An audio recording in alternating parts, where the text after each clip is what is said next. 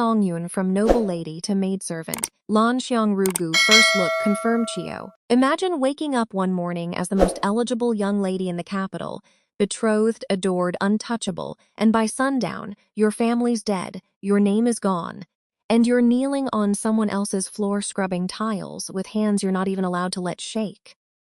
That's not the trailer's tagline. That's literally episode 1. Can already feel it building. My WeChat groups have been buzzing for weeks over this one. Tan Songyun and Lu Shuyi headlining, a predicted viewership number of 3 million plus reservations before a single episode has even aired. Worth flagging, though, as of the latest reports, there's still no officially locked-in premiere date. Different outlets have floated anywhere from late August to sometime in September, and Tencent hasn't nailed it down publicly yet. So treat any specific date you see circulating as tentative until the official poster drops. But numbers alone don't tell you why a show is worth your Sunday afternoon. So let's talk about what's actually going on here, and why I think this one deserves more than a passing scroll by. The setup, when Happily Ever After gets cancelled overnight, picture this. You're the eldest granddaughter of a grand secretary, basically old money, top of the food chain nobility. You've been betrothed since young to the eldest grandson of the Minister of Personnel. Life is set.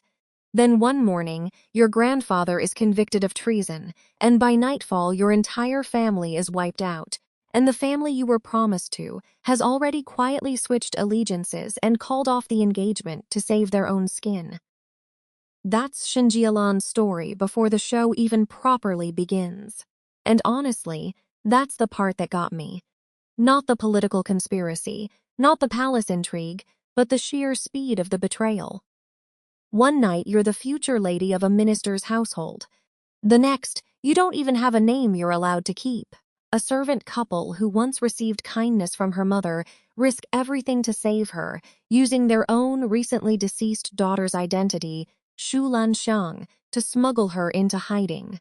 Which means our noble-born heroine spends the rest of the story as a third-rank maid, serving tea, kneeling, scrubbing floors, getting bullied by the household stewards. There's something almost cruelly poetic about it. If you think about it, she doesn't just lose her status, she loses the right to grieve her own family, because grieving would mean admitting who she is. Tan Songyun's career gamble, and why this role actually matters. Here's where I want to slow down, because I think a lot of coverage is skating past the real story. This is a make-or-break moment for Tan Songyun. Her last few projects, think My Journey to You, Legend of Xiao Chuo, Blossoms in Adversity, didn't exactly set the charts on fire. Solid actress, sure, but the market has a short memory, and in this industry you're only as bankable as your last hit. So when I see her taking on a role that demands playing essentially two people, the poised, gently raised noble Shen Jialan and the guarded, watchful maid Lan Xiang, I don't read that as just range. I read that as someone betting her whole career trajectory on one performance. And from the trailer clips floating around, it looks like she's not phoning it in. That scene where she's scrubbing floor tiles, hands visibly trembling while her eyes stay dead calm. That's not showy acting. That's the kind of restrained, internal performance that either gets you an award nomination or gets completely ignored because it's too subtle for casual viewers. I'm curious which way this goes. What I appreciate, at least on paper, is that the writers apparently stripped out the reliance on convenient plot devices. No amnesia, no mysterious rebirth, no magic wisdom from a past life. She survives and eventually claws her way back up using legal knowledge, incense-making skills, and business acumen she actually has. That's a meaningfully different flavor of revenge arc from what we usually get in this genre, where the heroine's comeback often feels a bit too easy, too destined. Here, if the writing holds up, her wins are supposed to feel earned. The male lead problem, and why this one might dodge it, now the love interest. Liu Shuyi plays Lin Jinqi, the grandson who broke off the engagement under family pressure. Normally I'd roll my eyes here. Reformed jerk who ditched the heroine and now wants her back is a well-worn trope, and it usually doesn't age well with audiences who've grown tired of male leads getting redemption arcs they arguably didn't earn. But a few things nudge this one slightly off the beaten path. First, he doesn't recognize her. She's hiding in plain sight as a maid in his own household, and he just senses something's familiar without putting it together. That dramatic irony does a lot of heavy lifting. The audience knows he doesn't, and every scene where he almost figures it out becomes genuinely tense rather than just romantic filler. Second, and this is the part I find more interesting than the marketing team probably intended, Shen Jilan isn't just quietly pining for him underneath her disguise. She's reportedly using his position and power deliberately, extracting information and resources useful to her revenge, resentment fully intact. That's a heroine using the man who wronged her as a tool for her own agenda before anything softens into genuine feeling. It's a colder, more calculating dynamic than the usual secretly still in love setup, and if the execution matches the premise, it could be one of the more satisfying slow burns in recent memory. Because the trust has to be rebuilt from an actual position of leverage, not just longing. There's apparently a runaway carriage kissing scene doing the rounds already. Liu Shuiyi on horseback leaning down to kiss her as she leans out from the carriage. Fan edits will have a field day with that one, I guarantee you. The supporting cast isn't just decoration. One thing that quietly impressed me, Li Meng returns to play another calculating character, this time the male lead's official wife. A woman trapped in a political marriage who's been dealt a losing hand and responds by playing it ruthlessly. After her turn as the Grand Princess in Yong LeFou won her a lot of new fans, it's smart casting to let her lean into morally gray again rather than typecasting her as purely villainous. There's a difference between evil woman and woman cornered by a system that gave her no other options, and it sounds like the show is at least attempting the latter. Zheng Hehuizi and Guo Kexu round out a female ensemble that, going by the marketing language at least, is meant to avoid the catty, backstabbing caricatures so common in this genre. Whether that promise holds up once the actual episodes drop is the real test. Plenty of shows claim no toxic girl-on-girl drama in their press releases and then deliver exactly that anyway. Why the production values actually matter here, I'll admit I'm a bit of a sucker for production detail, so this part got me more excited than it probably should have.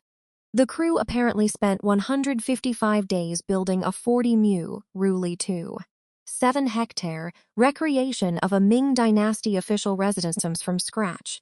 Not green screen, not a recycled studio lot. Down to details like the main hall having 3 more steps than the side courtyards, and the firewood room's threshold being intentionally lower, all following actual Ming Dynasty architectural and ritual conventions. Why does this matter to a casual viewer who just wants entertainment? Because C-drama fatigue is real right now. Audiences have been burned by one too many productions with obvious CGI backdrops and identical-looking Jurek ancient China costuming. When a show invests in intangible heritage artisans for embroidery work and references actual Ming Dynasty court paintings for the costume patterns, that shows up on screen in a way viewers feel even if they can't articulate why. Natural lighting instead of the over-smoothed, over-filtered look that's become the industry's lazy default is another small thing that, cumulatively, changes how real the world feels. There's also a nice visual metaphor built into the costume design. Her clothing color palette is supposed to shift from indigo servant wear to deep red as she reclaims her status. Simple idea, but it's the kind of detail that rewards viewers paying attention. Online, the anticipation is loud and unmistakable. Fans aren't holding back the praise. Finally, a heroine who fights back with her brain instead of a magic ring is a comment popping up everywhere, alongside a flood of admiration for Songyun's acting in every single trailer frame. Guo Keishu's brief promo clip alone has people saying she carried the whole trailer and gave them chills. Fans are counting down the days, eagerly sharing behind-the-scenes photos and posters, already clearing their evening calendars for whenever the show finally premieres. Look, I've seen enough dynamite hit marketing claims to be a little skeptical by default. Every drama calls itself the show of the year before it airs. But a few things make me cautiously optimistic here, rather than just going through the motions of hype repeating. The episode count got trimmed from 40 down to 31, which in this industry usually signals the production team actually cared about pacing rather than padding for streaming platform contracts. The writing team behind it includes Tong Hua, whose earlier work has real emotional intelligence to it, not just plot mechanics. And the central conceit: a woman forced to survive as a servant in the household of the man who abandoned her, using knowledge and cunning rather than destiny, has enough bite to it that it could genuinely stand apart from the identical-looking palace dramas flooding the market this year. Will it deliver on all of it? Genuinely don't know yet. Trailers lie all the time. But between the cast's evident investment, the unusually grounded revenge arc, and a production team willing to spend real money on things audiences will only half-consciously notice, this feels like one worth keeping an eye on once the actual date is locked, even if just to see whether Songyun finally gets the role that resets her career. The premiere date is still up in the air, but perhaps nothing captures the spirit of this show better than the classical verse that inspired its very title. From Lu Yu's sea poem Bu Swan Zi, Ode to the Plum Blossom, fallen and crushed into dust, still its fragrance remains as before. That's Shen Jialan's journey too, ground down into the mud, her name and status stripped away, yet the essence of who she is stays unchanged underneath. That, more than any reservation count or production detail, might be the real reason people are so genuinely looking forward to this one.